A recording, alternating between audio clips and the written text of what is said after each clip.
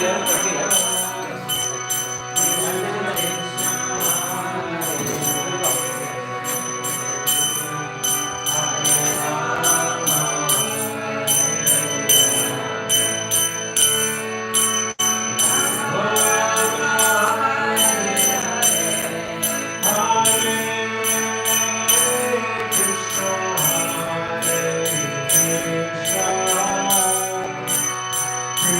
Krishna Hare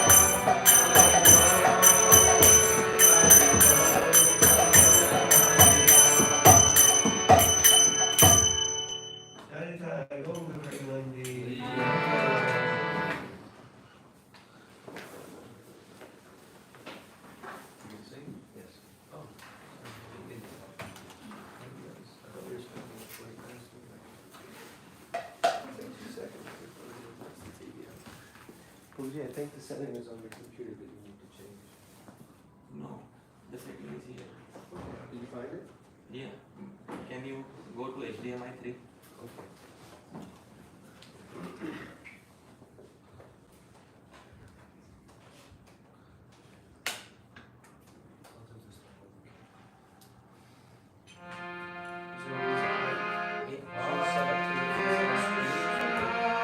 This screen is different.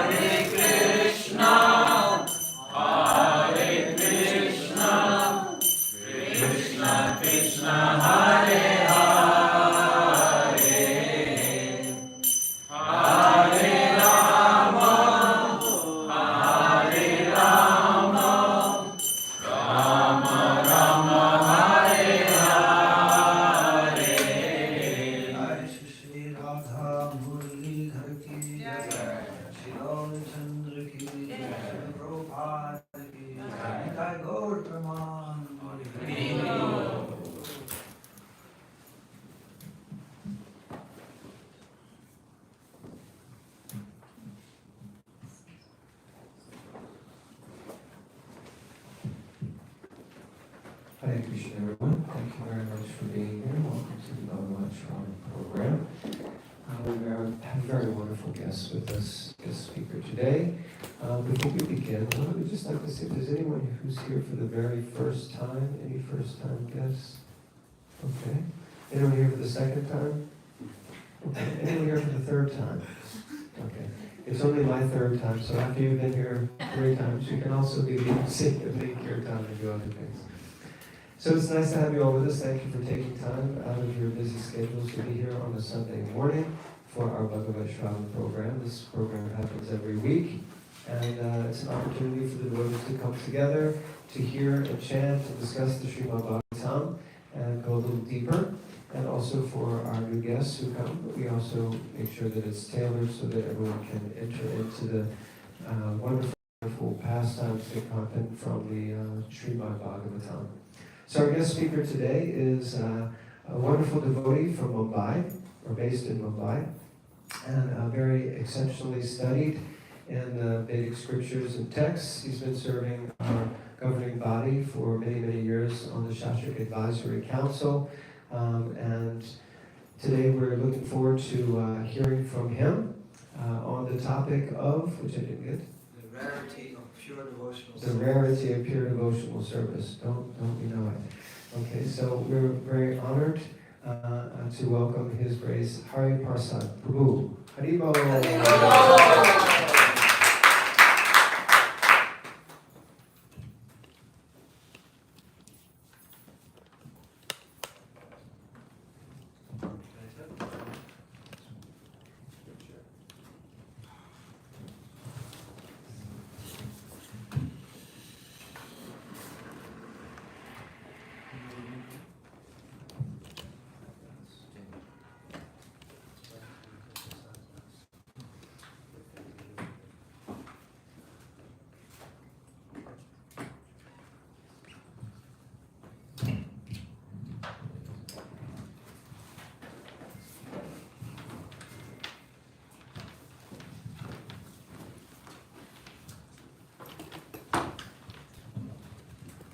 Haribol.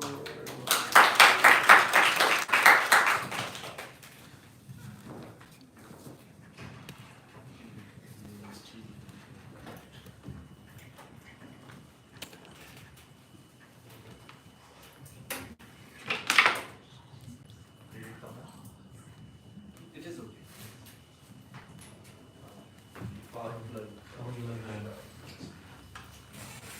Here.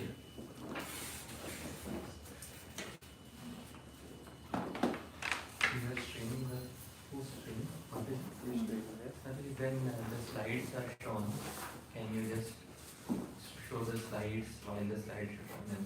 And We shall both at the same time. both at the same Yeah. Okay, thank you.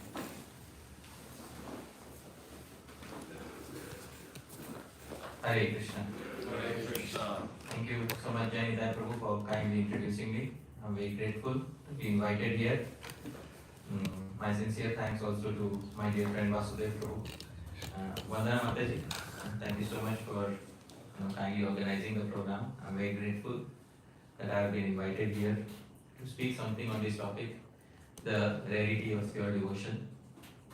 Before I begin speaking, it is Shishta Parampara, tradition established by the previous acharyas, that we should begin with auspicious invocations, Mangalacharan. Most of us know these verses, you can kindly sing along with me. Om Jnana-Timirandhasya Jnana-Jana-Shalakaya Chakshurmilitam Yena Tasmai Shri Gurave Namaha Shri Chaitanya Manisham Sthapitam Yena Bhutale Soyam Rupa Kadamayam Dadasi Swapadantikam Vandeham Shri Guru Shri Yutapada Kamalam Shri Gurun Vaishnavanscha Shri Rupam Sagrajatam Sahagana Raghunathanvitam Tam Sajivam Sadvaitam Savadhutam Parijana Sahitam Krishna Chaitanya Devam Shri Radha Krishna Padam Sahagana Lalita Shri Vishakhanvitamscha Namo Vishnu Padaya Krishna Preshthaya Bhutale Srimate Bhakti Vedanta Swami Niti Namine Namaste Saraswate Deve Gauravani Pracharine Nirvishesha Shunyavadi Paschatya Veshakarine Namo Mahavadanyaya Krishna Krishna Chaitanya Namine Gauraskrishe Namaha. He Krishna Karuna Sindhu Dinabandhu Jagapate Gopesha Gopika Kansa Radha Kansa Namostute Tapta Kanchana Gaurangi Radhe Vrindavaneshwari Vrishabhanusute Devi Pranamami Hari Priye Vanchakalpatarubhyascha Kripa Sindhubhya eva cha Vajranam Pavanebhyo Vaishnavebhyo Namo Namaha. Jai Shri Krishna Chaitanya Prabhu Nityananda Shri Advaita Gadadhara Srivasadi Gaura Bhakta Vrinda. Hare Krishna Krishna Krishna Hare Hare Hare Rama Rama Rama Hare Hare. Srila Prabhupada ki jai. Ananta Koti Vaishnava Vrinda ki jai. Sai Gaur Premanande. Welcome Satyaraj Prabhu. Thank you so much for kindly being present here. Satyaraj Prabhu? Yes. Sai Gaur Prabhu. Nice to see you after many years. Thank you so much for kindly being present here. Dear devotees, I am very happy to be present here today amongst all of you. I'll begin with a statement by His Divine Grace, Abhay Charanarvinda Bhaktivedanta Swami Srila Prabhupada. Srila Prabhupada says something in his purport to Srimad Bhagavatam, first canto, second chapter, verse number 12. Maybe it's cutting off from the sides a little bit, but Vasudev Prabhu, can you please try to read? Do you have a mic with you? Yeah. Please read, Prabhu, what Srila Prabhupada says in the purport to Srimad Bhagavatam 1-12. A sincere devotee must, therefore, be prepared to hear the Vedic literature like the Upanishads, Vedanta, and other literatures led by the previous authorities or Goswamis for the benefit of his progress. Without hearing such literatures, one cannot make actual progress. And without hearing and following instructions, the show of devotional service becomes worthless, and therefore a sort of disturbance in the path of devotional service. It's a very important statement. And dear devotees, please raise your hands. How many of us wish to become sincere on this path? All of us, dear devotees. So, this statement is for those who wish to become sincere on the path.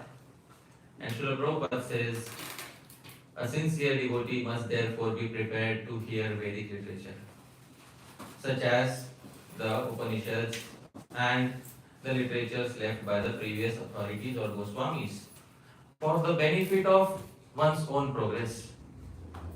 Dear devotees, the society will definitely progress. But while the society is progressing, we should also progress. Otherwise, the society of devotees may progress and we will remain behind. So it's very important that there should be collective progress for the entire society of devotees, and there should also be individual progress. And that individual progress happens by following the Goswamis, the previous authorities or the Acharyas. And Prabhupada says, without hearing such literatures, one cannot make actual progress. So there is no avoiding the path of the previous authorities, the 6 Goswamis. And then if we don't hear and follow the instructions, then our mind starts telling us this must be bhakti or that must be bhakti, or it makes its own path and we start calling it bhakti. And then slowly and gradually devotional service turns into a show, where we go to the temple in fancy Indian clothes every Sunday, and when we come back to our homes, then we are back to normal.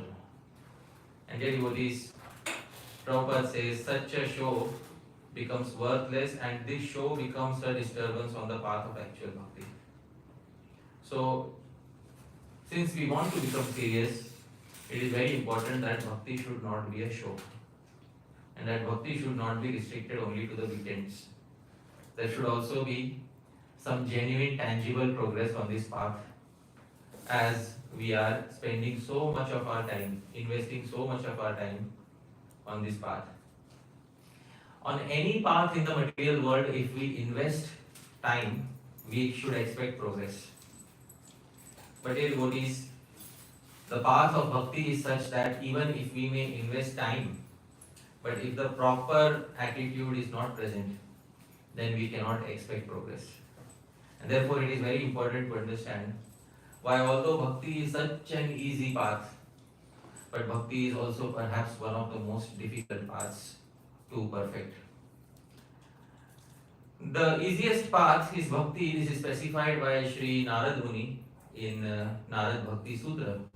In the 58th Sutra, Sri Narad Muni says, and kindly repeat after me, Anyasmad Saulabhyam Bhaktau Bhaktau in bhakti, Anyasmad Saulabhyam. It is easier than any other process of yoga. Devotees, there is Karma Yoga, Jnana Yoga, Ashtanga Yoga, and then there is Bhakti Yoga. For Karma Yoga, often Karma Yoga is misinterpreted nowadays, and karma is specified as whatever you are doing is karma. But the traditional interpretation of karma is prescribed duties according to one's varna and ashram given in the Vedas. And that is karma. Anything that we do may not be karma. Because nowadays it has become reduced to a very simplistic understanding, work is worship. So dear devotees, that is not karma yoga. Karma yoga is one should first determine what is one's karma and dharma according to the Vedas. And after performing that karma, offering that to Bhagavan is called karma yoga. And karma yoga has become very difficult nowadays because most people on this planet are not situated in their swadharma, the duties which belong to them constitutionally according to their nature and according to their family lineages. They are not situated in such duties. It is very difficult to perform karma yoga. Jnana yoga is when one wants to give up all karma and one wants to simply inquire into that impersonal absolute truth which is known as Brahman. In English we call Brahman, and in Sanskrit it is called Brahma. So Brahma is that impersonal absolute truth, and inquiring into that truth we can finally merge into that absolute truth Brahma by meditating on the statements of Vedanta, Upanishads, etc. That is called Jnana Yoga. But for Jnana Yoga you need to give up all karma and take sannyas. It is not possible for a householder. Sri Adi Shankaracharya is the personality who revived the path of Jnana Yoga in India traditionally. And Sri Adi Shankaracharya had 4 disciples, none of them was a householder. None of them. He established 4 mathas, monasteries throughout India, and till today none of the leaders of any of the monastery is a householder. It is simply not possible. For Jnana or for understanding the impersonal Brahman, we need to give up all karma and be situated in renunciation. And therefore, most people on this planet are ineligible for Jnana Yoga. Then comes Ashtanga Yoga. And dear devotees, many of us have been told that Ashtanga Yoga begins with asana or the bodily exercises.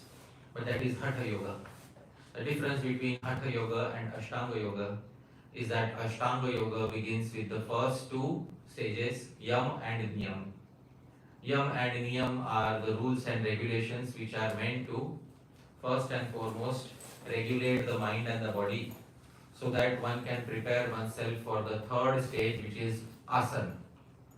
And because most people in the world are not prepared to accept the Yama and Niyama so easily, therefore an alternate system of yoga, Hatha Yoga. Hatha means forceful. Forcefully you jump to the 3rd level, asana, and you begin with asana. And then Yam and Niyam will come later. So that is Hatha Yoga versus Ashtanga Yoga. But Hatha Yoga also requires one to find a secluded place in the middle of a forest. In Hatha Yoga Pradipika, which is the manual of Hatha Yoga, it is prescribed that Hatha Yoga should be prescribed in a secluded place, in a place which is free of disturbances. And one should have a solitary room for practicing Hatha Yoga, and that room should only be of the size that much as you can stretch an arrow. This should be the size of the room for me, right? This should be the size of that room so that you can't go to sleep there. It's very important. So, and there one should practice Hatha Yoga in such a setting. Dear devotees, it is not possible in the concrete forest so easily. It is possible in a traditional forest. And it cannot be easily executed in family life. And therefore, dear devotees, Hatha Yoga also becomes inaccessible to 99% of the people. Yeah, you can perform asana. Asana you can perform in any yoga studio. But asana is not the aim of Hatha Yoga. The aim of Hatha Yoga or Ashtanga Yoga is Samadhi. And therefore, Samadhi is not attained simply by performing asana. So there should be pranayam, dharana, dhyan, all these stages should be gradually attained. And if they are not being attained, then we may be doing asana and it may give us some bodily benefits definitely and mental benefits. But higher stages are not possible on that particular level. There devotees, only one form of yoga remains. And which yoga is that? Please tell me. Bhakti yoga. Oh, wonderful. So, only one remains and take it or leave it. That is our situation. So, Bhakti Yoga is the easiest path for people of this age. Yet at the same time we find contradictory statements about Bhakti Yoga. Sri Rupa Goswami, who is the author of Bhakti Rasamrita Sindhu, he describes 6 characteristics of Bhakti in the Bhakti Rasamrita Sindhu, and one of them is Sudurlabha. Bhakti is very, very rare. Please repeat after me. Kleshagni Shubhada Moksha Kleshagni Shubhada Moksha Laguta Krit Sudurlabha Laguta Krit Sudurlabha. So, the first 4 characteristics, Kleshagni, Bhakti destroys suffering. Shubhada, Bhakti gives auspiciousness. Moksha Laguta Krit, Bhakti trivializes all sorts of liberation. But the 4th one, dear devotees, I have highlighted in red, and that is Sudurlabha. Now, can anybody tell me what is the meaning of Durlabha? Hard to get. Rare. And what is Sudurlabha? Very rare. Super rare. So, is Bhakti the easiest or is Bhakti the rarest? Because one statement says Bhakti is the easiest. Another statement from another Acharya says Bhakti is the rarest. The answer to this question is as follows. Please hear carefully, dear devotees. Bhakti is easiest to begin. It is very easy to begin the path of Bhakti, to start walking upon the path of Bhakti. But most individuals, due to not having a proper attitude, will not be able to attain the other end of Bhakti. And that other end of Bhakti is Prema, love of Bhagavan. So it is, Bhakti is the easiest path to begin with because Bhakti doesn't place strict qualifications upon those who want to practice it. But Bhakti expects us to have a proper attitude, and due to not having proper attitude, Bhakti becomes most difficult to perfect. It is not a matter of hard work, dear devotees, as much as it is a matter of attitude. And therefore, it is important for us to understand that Bhagavan at one point of time may give perfection on other paths very easily. But Bhagavan doesn't give, Krishna doesn't give perfection on the path of Bhakti Yoga so easily. And there is a statement to that effect in the Srimad Bhagavatam, 5th canto. Kindly repeat after me. Muktim dadati karechit smana bhakti yogam Muktim dadasi karichit bhakti yogam. Muktim dadati karichit. If needed, he will give mukti. Mukti means liberation. Na bhakti yogam. But Bhagavan is not going to give bhakti yoga so easily. Here is the translation Vasudev Prabhu. Kindly read. Those engaged in getting the Lord's favor attain liberation from the Lord very easily. But he does not very easily give the opportunity to render direct service unto him. Why is Bhagavan like this? Shouldn't he be all merciful? And shouldn't he distribute bhakti freely? Dear devotees, Sri Krishna has a particular nature. Sri Krishna knows that all these bhakti yogis, they are going to take upon the names Das and Dasi. And what is the meaning of Das and Dasi? Servant. And let's say if I accept any of them, Vasudev Prabhu, let's say Bhagavan says, and we pray this happens, that this is your last life, then you will get prema, and I will accept you, Bhagavan says. And then once Bhagavan accepts you in the spiritual world, Goloka Vrindavan, Vasudev Prabhu, please tell me, if you ask anything from Krishna as a loving devotee, can Krishna say no? See, he already knows. In the spiritual world, Bhagavan will never be able to refuse any of his desire. So Krishna knows that in the spiritual world, it is Bhagavan who has to fulfill the desires of everyone. And Bhagavan has to carry the responsibility of everyone in the spiritual world. Hari Krishna. Bhagavan has to carry the responsibility of everyone in the spiritual world. Therefore, dear devotees, Bhagavan doesn't want to enter into a new relationship so easily. And Bhagavan knows once he gives his prema, his love, Bhagavan can never take it back. So, in our own relationships, dear devotees, do we enter into a relationship with any person walking on the street, or do we check the person? What do? We check the person. And therefore, it is very important that we check a person before we get into a relationship, and Bhagavan also takes his sweet time. It's not going to be so easy. Bhagavan is going to see if this person has the proper attitude or not. And if the person doesn't have a proper attitude, Bhagavan may give other gifts to the person. You want mukti, liberation? Take mukti. And the person may say, yeah, finally I wanted liberation. I was not so much concerned about you. I really wanted liberation. What I really wanted was liberation. Bhagavan says, yeah, you take it, no problem. But somebody wants to be interested in the personal life of Krishna. Oh my goodness, that's a difficult thing. Why will Bhagavan allow that? And he is not going to allow so easily. Therefore, it's very important to understand that perfection on the path of bhakti is very rare, and perfection comes in the form of prema. Dear devotees, does anybody know how prema can be translated into English? Love of God. Love of Godhead. So love of God is very, very difficult to attain.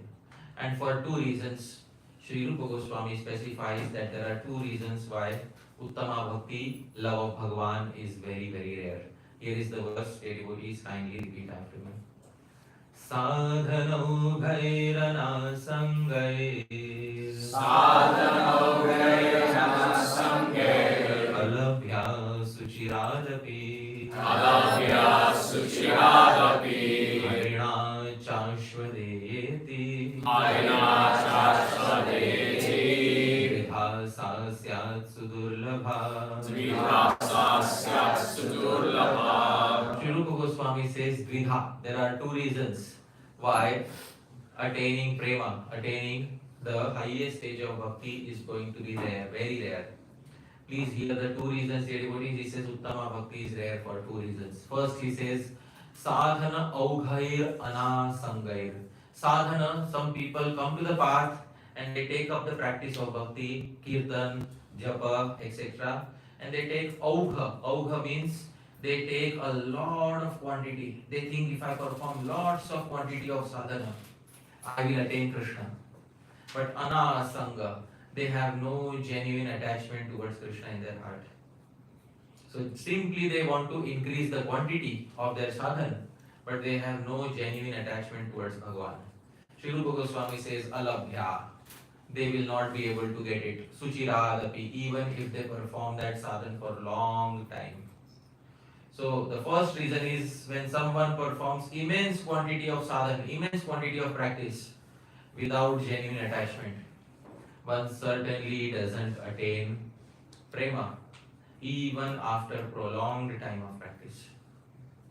This is the first reason. And second reason he says harina cha ashu adeya iti. And even if somebody performs sadhana, practice with genuine attachment, Hari, that is Krishna, doesn't want to bestow Uttama Bhakti so easily upon the sadhaka, the practitioner.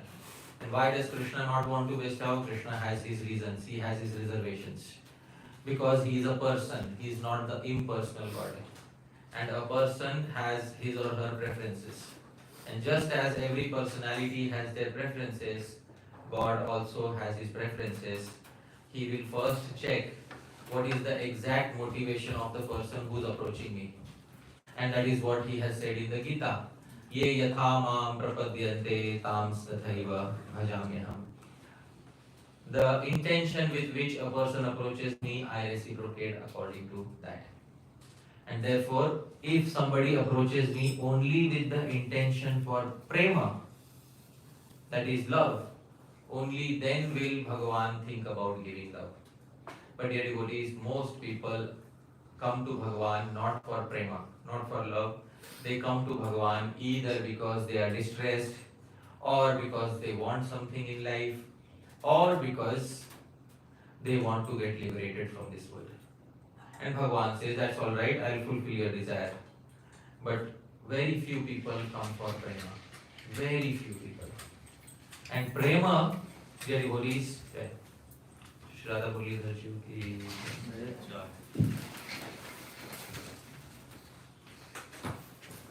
Now please hear, dear devotees, what prema is. Prema is the ability to sacrifice one's own happiness for the happiness of Krishna. And that is very difficult. To be able to sacrifice one's happiness for the happiness of Bhagavan is a very difficult thing to do. Usually people are not able to sacrifice their happiness for anything in this world. To have the broad-mindedness, the maturity, to be able to sacrifice one's happiness for the happiness of Bhagavan is a very difficult stage to attain for most individuals. Therefore, due to not having that proper attitude, most individuals are able to progress on the path of bhakti, but they reach until a certain point. And Bhagavan gives them a very good result. And after giving them that result, they are satisfied, and Bhagavan also doesn't have to do anything more for them.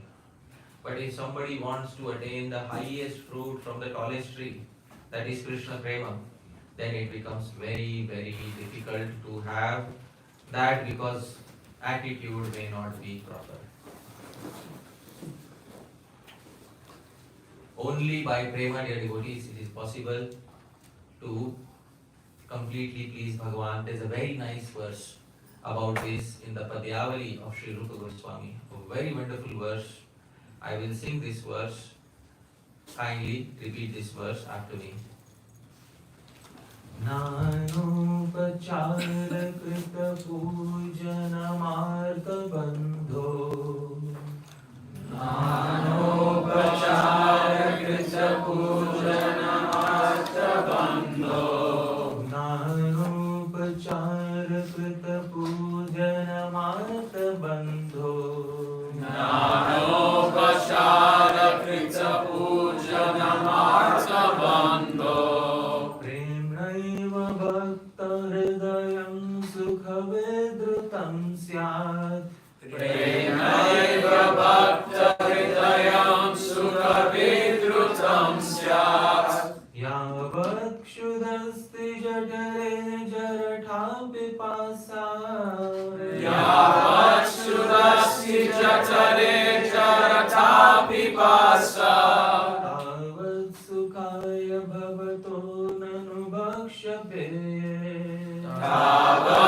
Sukaya Bhavato Nanubhakshyate. Nana upachar krita pujanam. You may perform pujan, worship of Sri Krishna with Nana upachar. In many ways you may serve Krishna. Dear devotees, many ways are there to serve Krishna. Sri Rai Ramananda is the author of this verse. He says, Nana upacharanam, artha bandho. You may serve Sri Krishna Bhagavan in many, many ways. But premna eva, only by affection. Only by having genuine attachment without selfish motivations. Bhakta or devotee, please hear. Only by having genuine prema. Hridayam sukha vidrutam syat. Does the heart of Shri Krishna melt and also the heart of the devotee melts. Not otherwise. This salt of prema is most needed in all our acts of bhakti that we are offering to Bhagavan. If this salt of prema, little salt of affection is not present, then we may be offering many activities to Shri Krishna, but devoid of prema, Bhagavan doesn't derive so much happiness in them. But dear devotees, it is very difficult for somebody to have that genuine affection. Why so? Most people don't desire it because most people are already satisfied in their lives. They're already satisfied. What I have is enough and I don't need more. There is no burning in the heart for attaining this prema, this causeless love. And dear devotees, he says, Yavat Shudasti Jathare. If somebody is not hungry, even if you present the most beautiful dishes to them and they are full up till this point, will they say yes or will they say no? For eating, they are already full and you offer them another big plate. What will they say? No. And so people are already full in their material lives. They have nothing else they want. And because they have everything that they need. When the opportunity is presented, why don't you learn prema? Nah, this is okay. What I am doing is okay. My current mode of existence is perfect. So therefore, many individuals are not able to progress on the path because that proper attitude of giving up transactional nature. Many a times we are doing transactions with Bhagavan Shri Krishna. Shri Krishna, I am chanting so many rounds daily, I come do kirtan daily, I follow these regulative principles. In return, I hope you will take me back home, back to Godhead. Bhagavan says, alright, why not? But Bhagavan knows this person is indulging in a transaction. And dear devotees, many of us come, sometimes some students come and say, Bhagavan, I will become your devotee, but please make my studies easier for me. That's another transaction.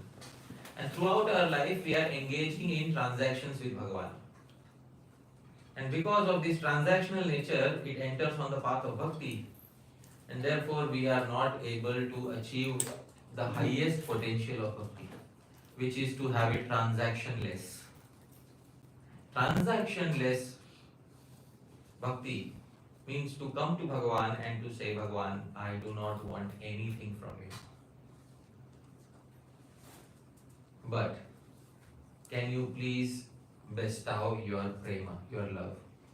Because your love is the only thing which is not for my happiness, it is for your happiness.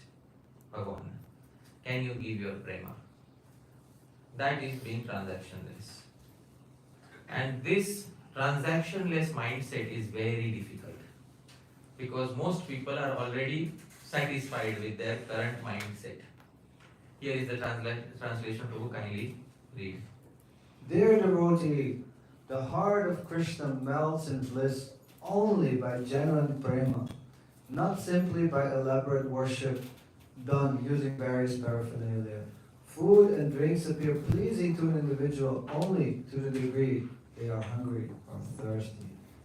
Since many individuals are not hungry for attaining that causeless, transactionless relationship with Bhagavan, Shri Krishna, therefore it remains very difficult for them to appreciate the path of bhakti and the path of prema. They enter into the path of bhakti very easily. They progress until a certain extent, but their mind cannot give up this transactional nature. And because the mind cannot give up this nature, throughout our lives we may end up doing simple transactions with Krishna. Some distress comes in life and we start praying to Bhagwan, Bhagwan, please remove some distress, I am doing so much for you. The least you can do is take care of this distress, isn't it? This is the least you can do for me. And Bhagwan is thinking, well, whatever I have done for you till now, what about that? That many of us might have forgotten. But one small problem and Bhagwan starts getting the blame. One small problem and it is Bhagwan's responsibility. Oh, why did you do something like this? Why don't you take me out of my problems? Dear devotees, problems are very much needed for each and every human being in life. Please tell me, dear devotees, does a person mature in happiness or does a person mature in distress? How does a person mature? Distress. So please tell me, how many of us wish to become mature devotees? Oh, wonderful. But maturity is attained only after going through some distress. It cannot be attained in our comfort zones. So maturity we all want. But how many of us wish to have the distress needed for attaining that maturity? Isn't it? Even in our material life, those who have faced difficult times are the ones who are more mature in their dealings with others. A person who has lost their parents understands the value of parents. A person who has lost a spouse understands the value of a spouse. Isn't it? And therefore, dear devotees, it is very much needed that even on the path of bhakti, if we are going through some distress, we should take it with the proper attitude. And the proper attitude is that Bhagavan has arranged some distress. If it is possible for me to easily counteract it, I will definitely try to do that.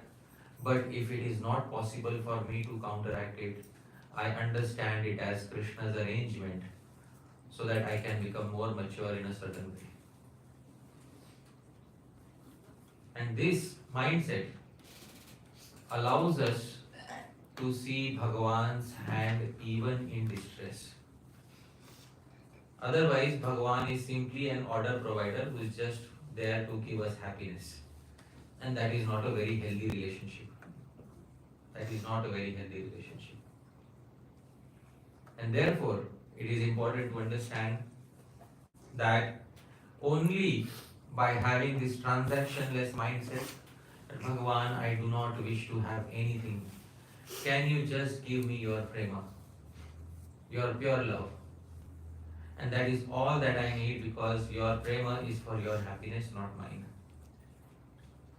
And when devotees start having this mindset gradually, they start focusing upon Krishna. Their center of attention changes from me to Krishna. Or instead of saying, how am I doing today? How is Krishna looking today? Instead of thinking, what am I thinking today? What is Krishna thinking today? What is Krishna doing today? And that shift of awareness towards Shri Krishna is most important for a devotee to progress. Because at some point of time, we have to learn to live for the pleasure of Bhagavan. Otherwise, the process is not going to work. There is a very nice verse by Sri Rupa Goswami where he specifies what is the thought process of a devotee who is progressing in the direction of prema. It's a wonderful verse, dear devotees. Please repeat that to me. Kada drakshyami nandasya balakam Palakam Nipamalakam Palakam Sarvasattvanam Palakam Sarvasattvanam Lasat Tilaka Bhalakam Lasat Tilaka Bhalakam. So Sri Rupa Goswami is praying Kada Drakshami Shri Krishna, when will it happen? Kada Drakshami, when will it happen that I will see you finally? When will it happen that I will be able to have your darshan? Nandasya Balakam, I will be able to see you as the son of Maharaj Nanda. Nipamalakam, and you will be wearing a garland of Kadamba flowers. Dear devotees, how many of us have seen Kadamba flowers? Okay, a few of us. Those of us who have not seen, don't worry, we have PowerPoint today. I will show you. If you want to see the devotees, here is Kadamba flower. Alright? Kada drakshyami nandasya balakam. When will I see that beautiful Shri Krishna? As he comes out of the river Yamuna on a full moon dark night. And when he comes out of that Yamuna, the waters of the Yamuna, the dark crystal waters of the Yamuna flowing down his hair, and then he ties his hair, puts a peacock feather, sits on the bank of the river along with cows, and then starts playing the fifth note on the flute. Kada Drakshami. When will it happen that I will see the son of Nanda Maharaj in this way? Nipamalakam. And in his neck there will be a garland hanging liberally. And this will be the garland of Kadamba flowers, very fragrant flowers. Palakam Sarva Sattvanam. And I will see him as the personality who takes care of all living entities in Vrindavan.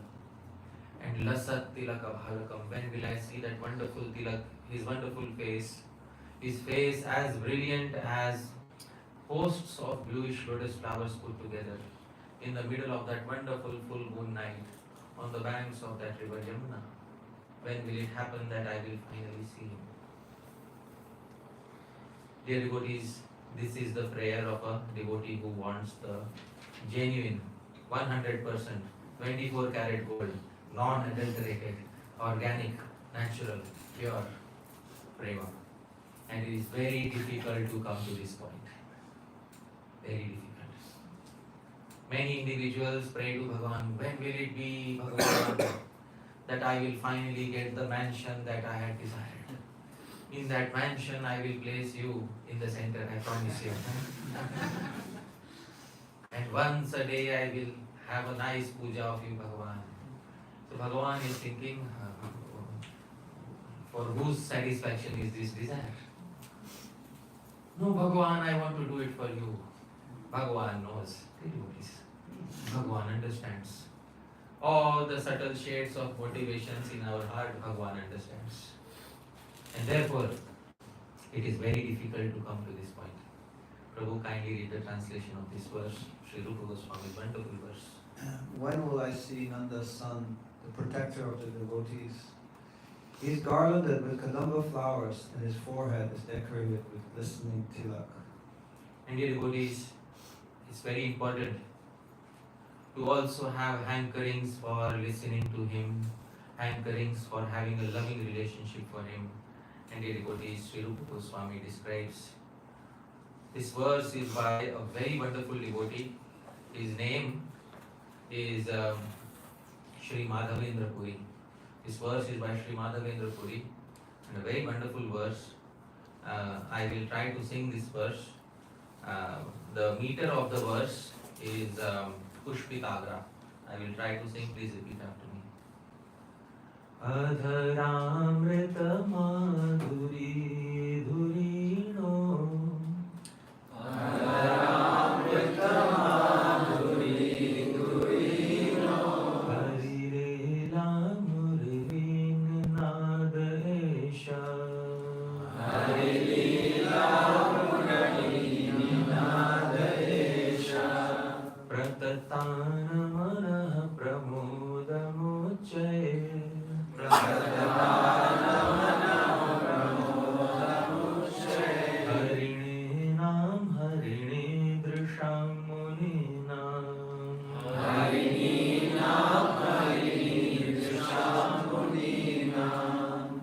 Adharamrita Madhuri Dhurino. Dear devotees, is describing the wonderful flute play of Sri Krishna. This flute, the sound of the flute is dhurina, it is fully laden with, it is fully containing Adharamrita Madhuri, the lower lip nectar of Sri Krishna. The lower lip of Sri Krishna emanates that wonderful nectar which the flute is carrying within it. And the fruit is spreading everywhere, dear devotees. And Hari Leela Murali Ninada Esha, this soft, wonderful sound of Murali, of the sweet flute of Shri Krishna.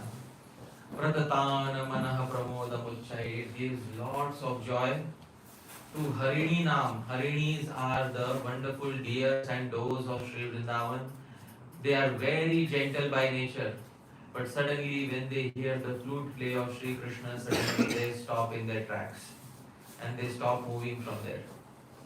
And Harini Drisham, even the doe-eyed ladies of Sri Vrindavan, the gopis also, they stop all their work and they are helplessly attracted to this wonderful flute of Sri Krishna. And Muni Nam, great sages who are practicing devotional service are also helplessly attracted to this wonderful flute play. Someday I wish to hear that flute play. Someday I wish to hear it. Dear devotees, if somebody hears this prayer, they may say, what sort of a prayer is this? You can ask for something much more, you know. You can easily ask for a Tesla, isn't it? Huh? Why ask for such a simple thing like hearing the flute play of Sri Krishna? Why ask for that? Because dear devotees, to reach this point of realization is very difficult. Most individuals will not have that attitude. It requires a person whose mind is sorted out, completely sorted out, and whose mind has seen that there is nothing of much value in this world. Only after that particular point of time will a person come to this realization. Otherwise, it is very difficult. Please read the translation. Fully laden with the sweet nectar of Krishna's lower lip, the playful sound of the flute greatly delighted the doe-eyed gopis and the sages. Dear devotees, the gopis, they became helplessly attracted to the flute. And when they became helplessly attracted to the flute, they came in front of Krishna. And Krishna in the middle of the night, his name is Murlidhar. Dear devotees, isn't it? Huh? What is the meaning of Murlidhar? Can anybody tell me what is Murlidhar? One who is holding the flute. Sometimes he plays, sometimes he doesn't, but he holds the flute. Sometimes he holds it here, sometimes he holds it here, on his waist. But at every time he holds the flute, therefore he is called Muralidhar. Anyways, in the middle of the full moon night, Sri Muralidhar was playing this flute. All the gopis got attracted and they came in front of him. And he knew that the gopis were near him, yet he had closed his eyes, he was not looking at them. Devotees. He knows they have approached, but he is not looking at them. They became a little impatient because they wanted him to give attention to them, but he was not giving attention. Some of them started scratching the ground with their toes, and they became a little impatient. At that time too, Shri Krishna slightly opened his eyes and said to the gopis, "Hey, what are you doing here? It's middle of the night, why did you come here?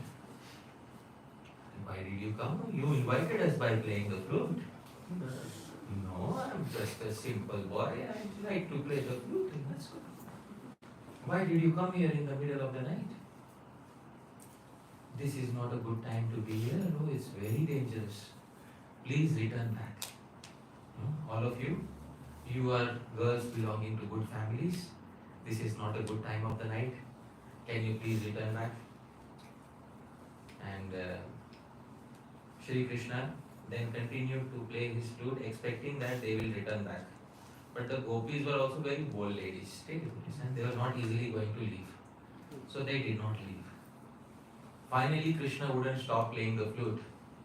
So the gopis, they started saying something to the flute. It's a very wonderful verse. which describes what the gopis said to the flute. I'll sing this verse. This verse is in the meter Shardula Vikriditam, same as Shad Goswami Ashtakam. I'll sing, please repeat after me.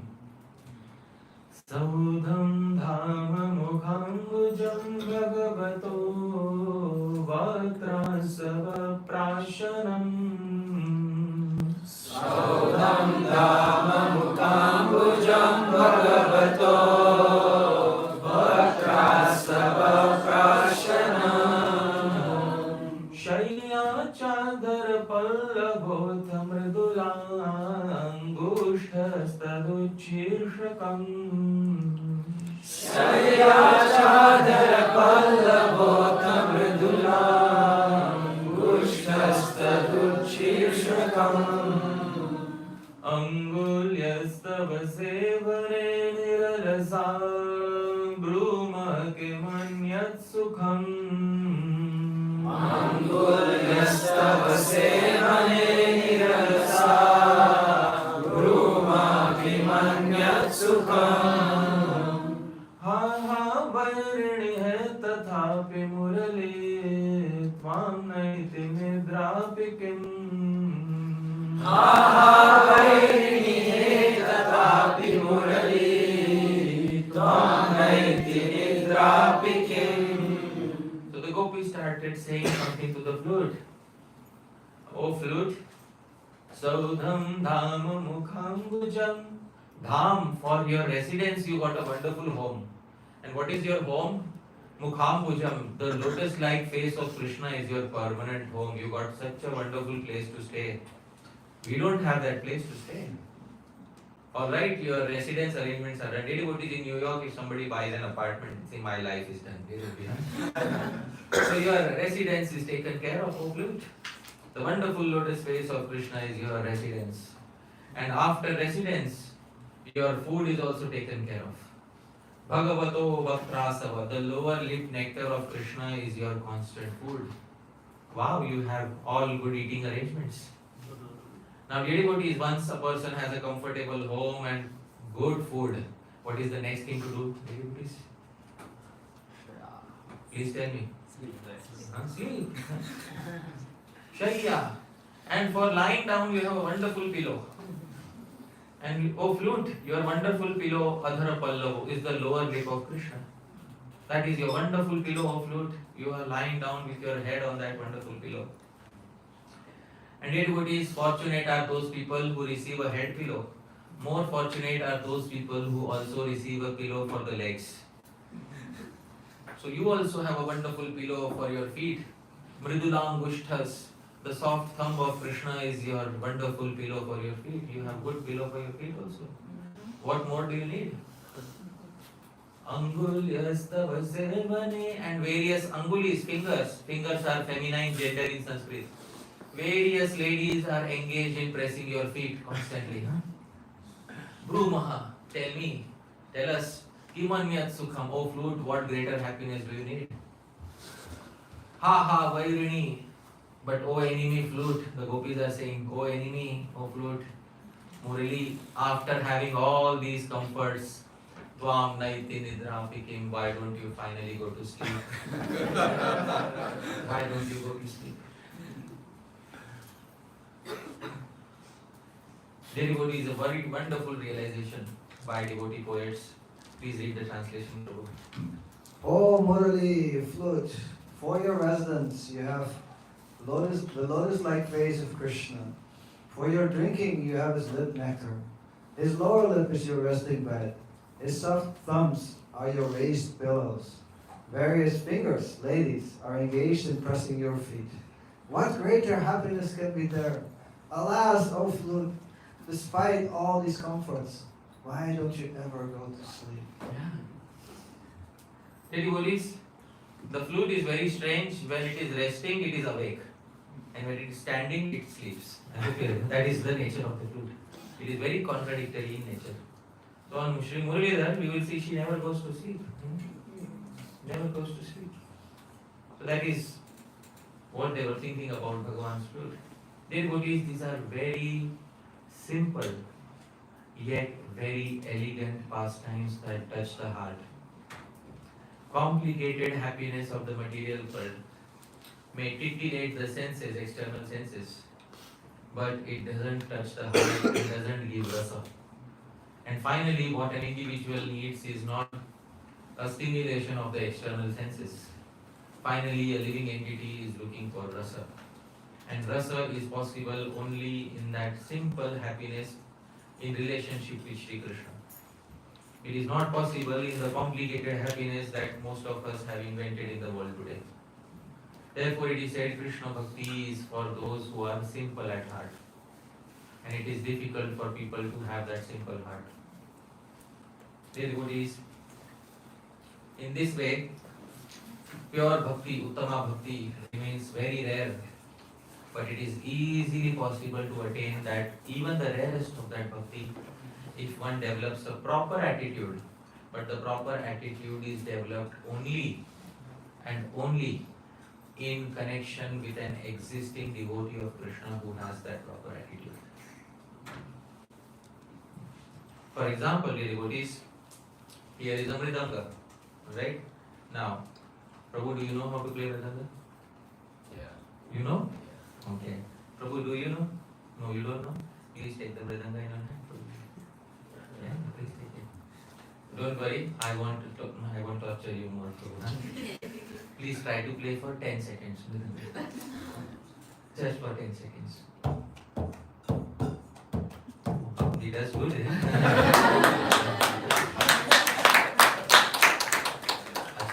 This is without practice, alright?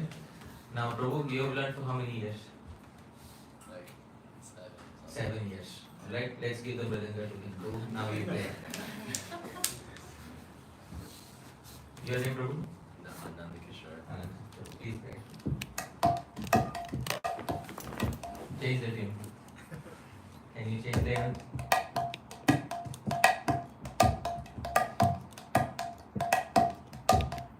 Okay, devotees. This level of expertise is not possible by self-training. It is only possible by coming in contact with the Guru. Did you learn from somebody, Prabhu? I kind of just watched. No. Who here has learned from a Guru? Nobody learned from a Guru, Vedanta? And you watch somebody video. Okay.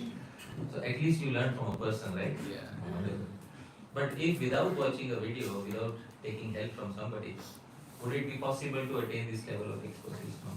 So similarly, on the path of Krishna Bhakti, it is very much needed that we come in contact with a devotee who has already attained that stage of bhakti that we wish to attain.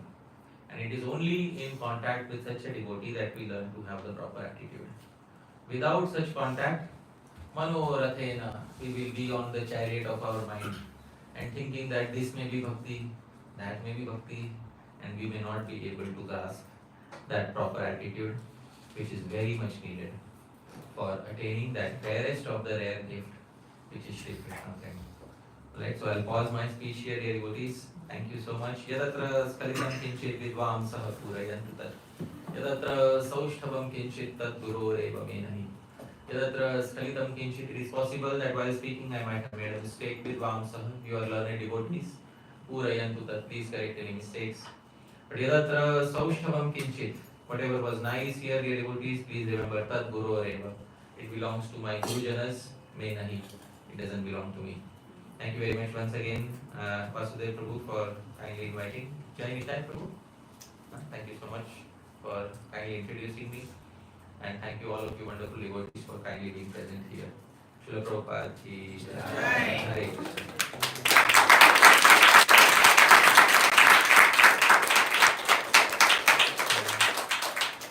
It is 12:32. Do we have time for Q&A? Alright. So we have some time for Q&A. Please let me know when to stop. But if anybody has a question or a comment, now is the time to ask. Yes, Prabhu. Let's give the mic to Prabhu.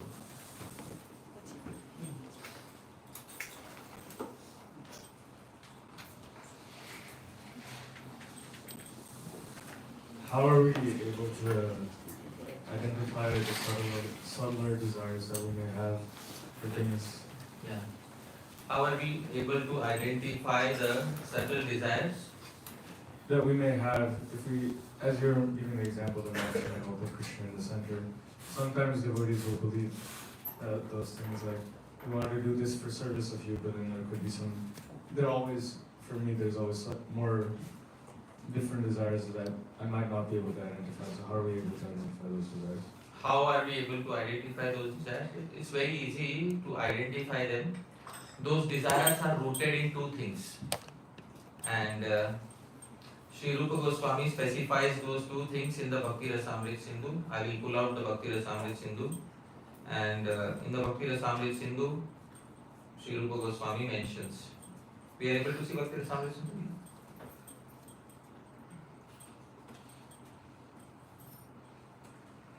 Please repeat the verse after me. Dhana Shishyadibhirdvare Ya Bhaktir Upapadyate Viduratvad Uttamata Anya Tasyascha Nangata. Sri Rupa Goswami says two factors. Please repeat after me, dear devotees. Dhana. What is dhana, dear devotees? Wealth. And please repeat. Shishya. What is Shishya? Yeah, following. Disciples are following.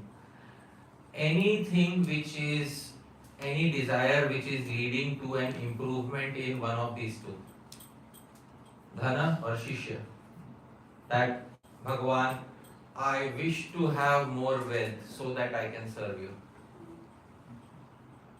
Bhagavan, I wish to have more followers so that I can serve you. Desires which are rooted in these two main factors. Sri Rupa Goswami says, I could have made these two as one of the 64 limbs of bhakti. Wealth and disciples. But Sri Rupa Goswami does not make earning wealth as one of the 64 limbs of bhakti. Sri Rupa Goswami does not make collecting followers as one of the 64 limbs of bhakti. There is no problem if wealth comes by its own accord. And there is no problem if people become followers by their own accord. But if we are seeking them out, that is where the difficulty begins. So most of the subtle desires are based on these two factors. By actively seeking out these two factors, dhana and shishya. And that is where the subtle desires start manifesting.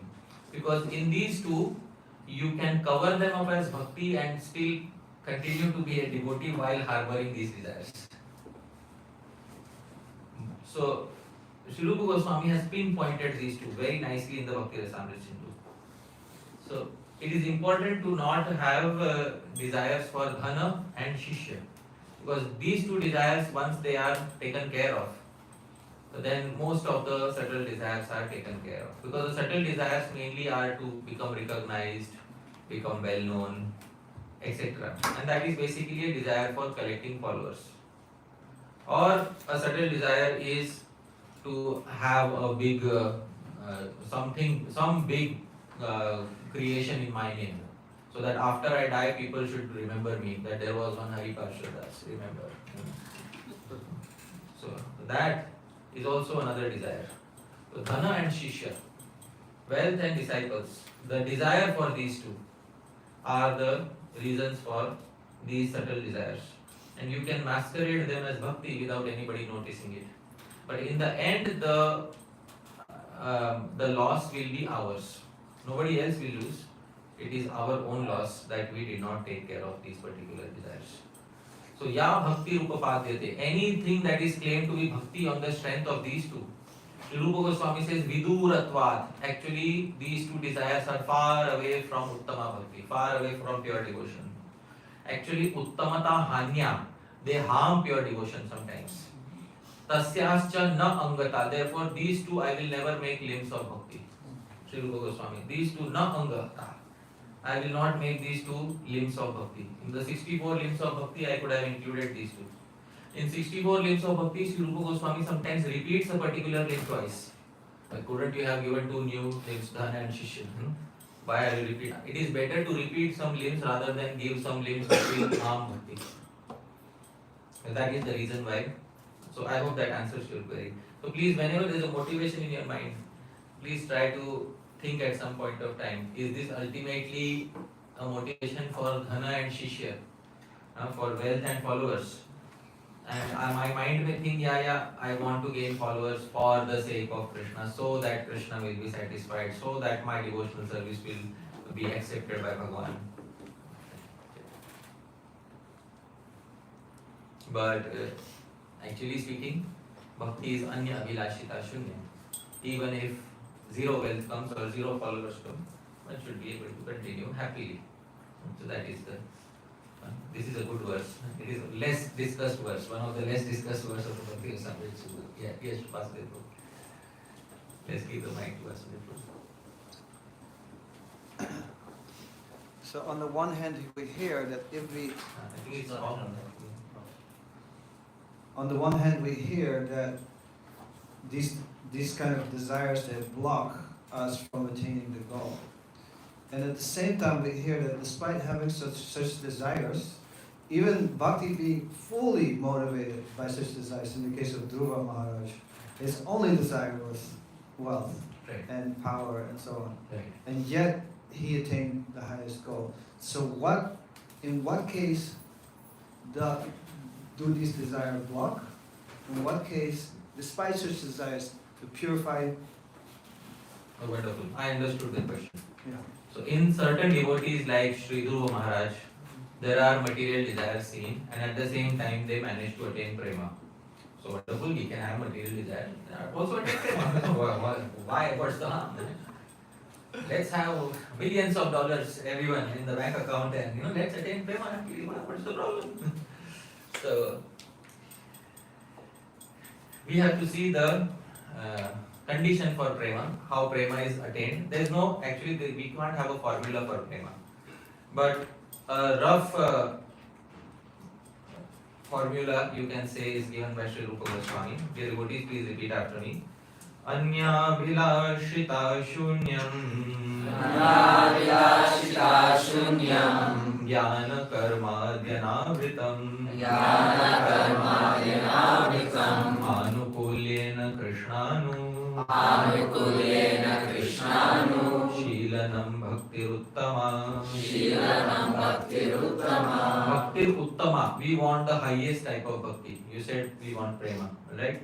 Three conditions Sri Rupa Goswami says, but three conditions are needed. First condition, anya bhilashita shunyam. The meaning of this is other desires should be zero. Other means desires other than bhakti.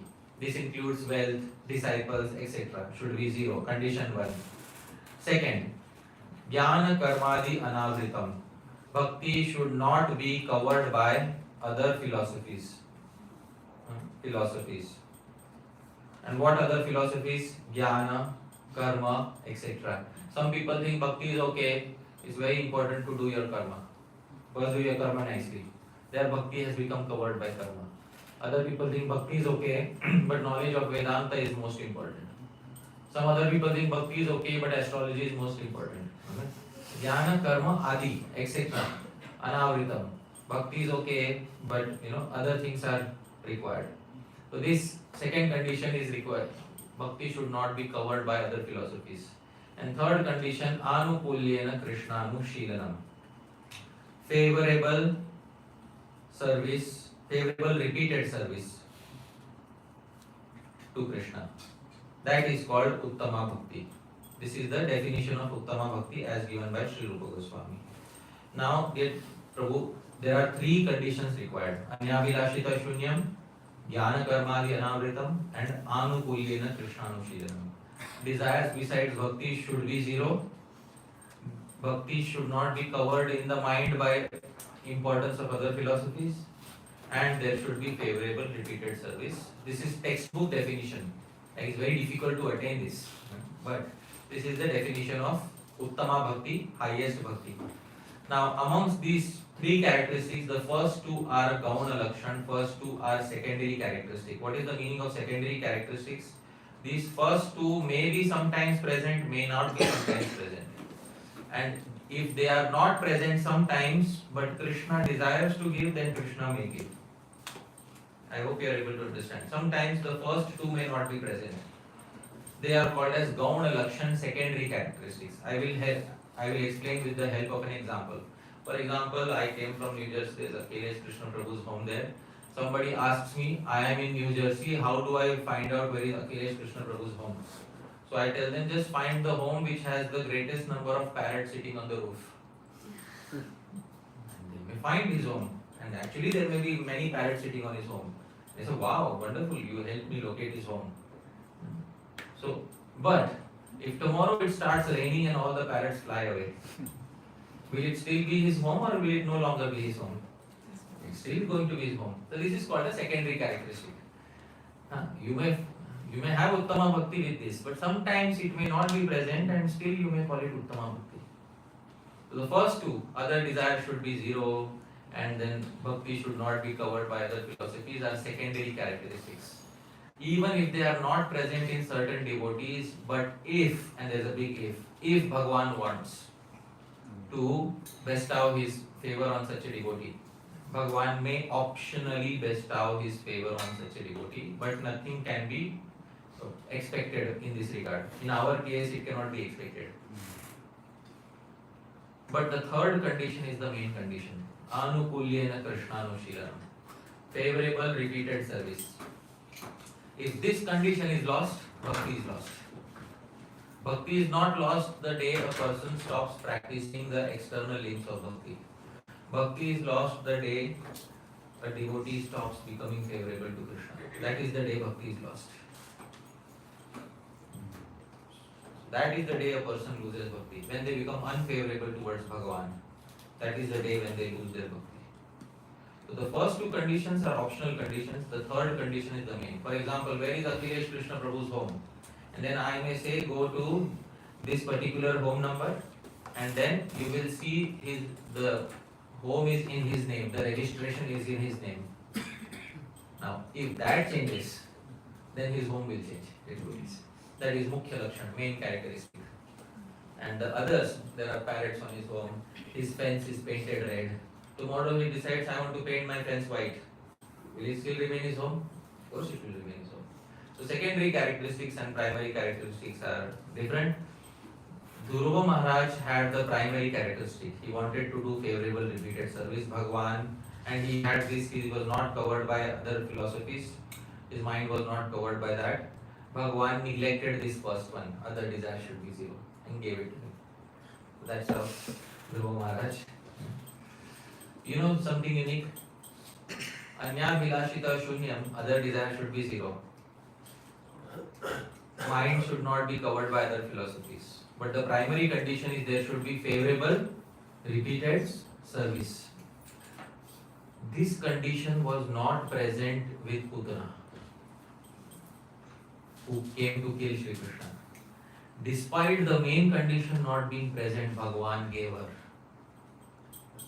Oh, that is when there is great surprise, because she had come to kill Krishna, and then still Krishna gave her something.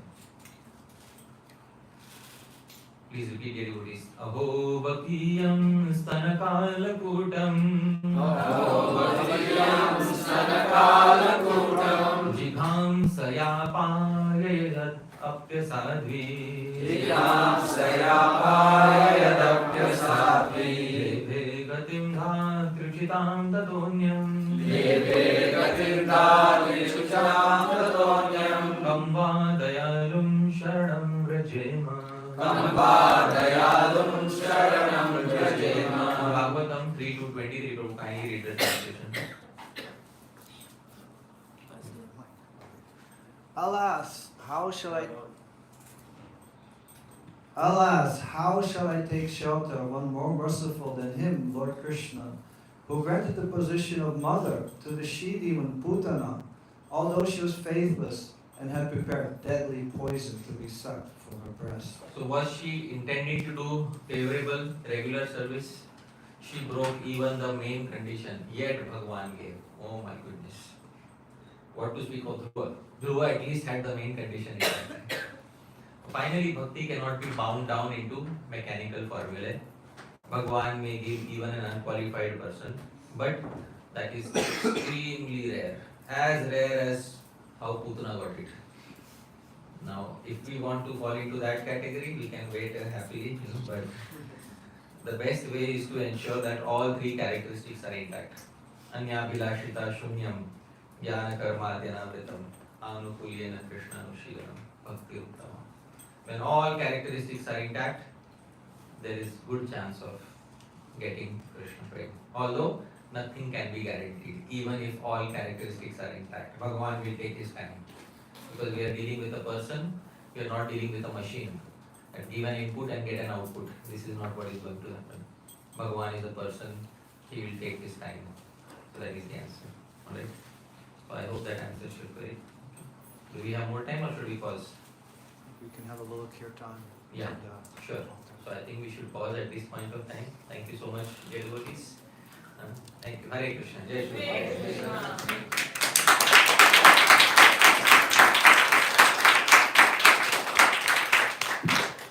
Hare Krishna, thank you very much, Hari Parshad. So we're going to ask everyone to stand so we can have a little kirtan for their lordships before they have their afternoon rest. And then that will be followed by service of prasadam, which will be in the back room. So we move the cushions and the chairs. And our prasadam, would you like to lead? Would you like to lead kirtan?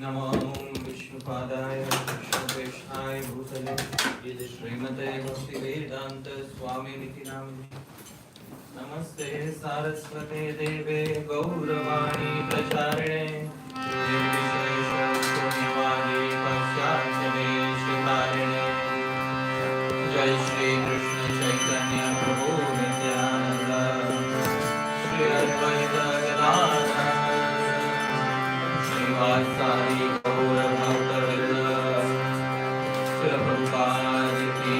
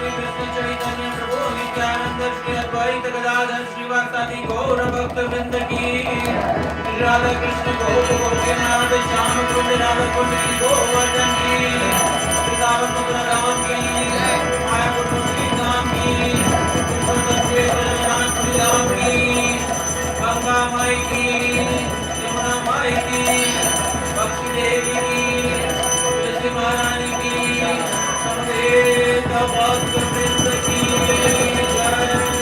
Jai Jai Shri Radhe Jai Jai Shri Radhe Jai Jai Shri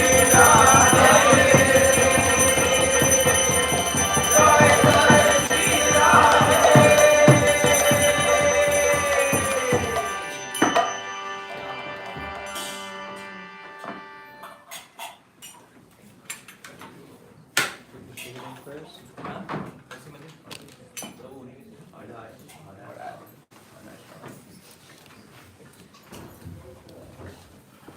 We want the 5-minute version, not the 55.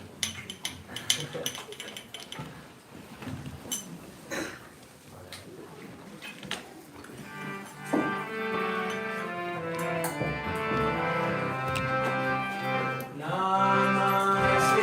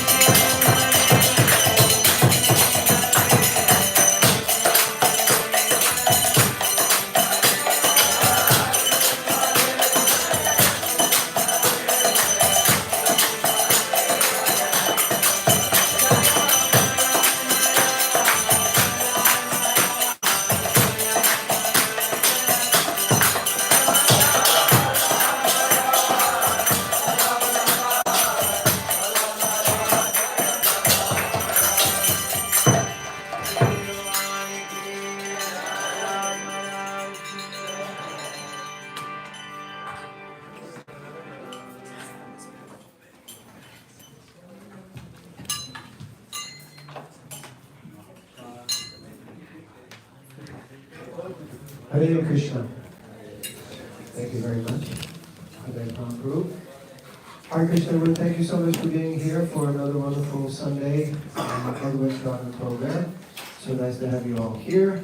So we're going to conclude, and I was just looking at to see what's in the calendar, and I realized the last month has been so intense with so many different programs that it's like all of a sudden it seems like it's a barren desert, nothing happening, which I feel kind of like, thank God. But actually there's always, every day, as we were just hearing last night, every day there's something wonderful happening here at the Bhakti Center. For those of you who want to be part of it, Tuesday night we have kirtans, Wednesday night we have the Prabhupada Meditations program at 26 Second Avenue, which if you haven't been there yet since the renovation, I strongly encourage you to come and attend. Before too long, we're going to announce opening hours for the 26 Second Avenue project, so that you'll be able to come throughout the day. This week we have a special guest, His Holiness Janardhan Maharaj will be there at 26 Second Avenue speaking on Wednesday evening, 6 o'clock. Thursday night we have Thursday night kirtan, which is always rocking, no matter who's here. Friday is Bhakti Life here in the temple room. Soul Talks is on Saturday, and then we're back at Sunday next week again.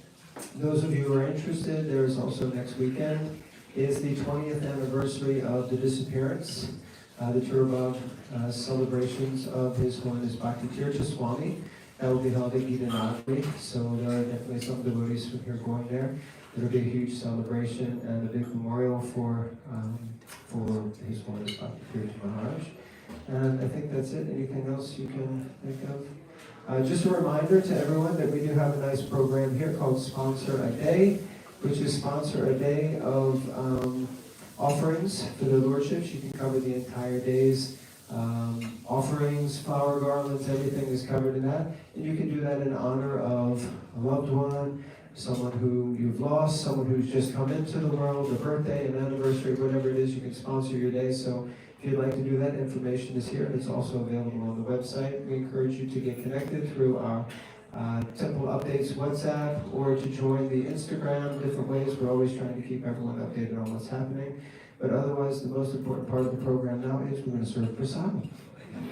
Sorry, that isn't the most important part. The most important part, he's not here anymore, was that we had His Grace Hari Parshad, Prabhu, and I kept saying Prasad or something like that. But it's Parshad. Is it Parshad or Parshad? Parshad.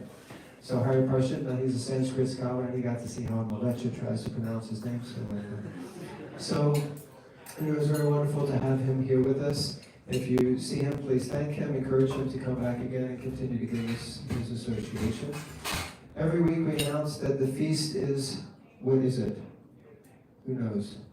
Every week we announce the same thing. The feast is, we say vegan, because it is vegan. It's not a himsa, it's vegan. But this week, the feast is not vegan. Haribol. For all you vegans out there, he didn't really mean it like that. So the feast this week is actually a himsa. So there is anything that isn't vegan is made with a himsa dairy milk from Gita Nagari. But there are vegan preps. So the servers are aware of it. So if you are vegan, if your preference is for vegan meal, then make sure you let them know so that they can direct you. Otherwise, if you're not vegan, bon appetit. Hare Krishna. Okay, so we're going to say the prayer. We don't always do this every week, but another way to do it, we're going to say the prasadam prayers. Those who know, you can follow along. Mahaprasade Govinde, Namaste Govinde, Nama Brahmani Vaishnave, Brahmani Vaishnave, Swapunyavatam Rajan, Swapunyavatam Rajan, Vishvishona Vijayate,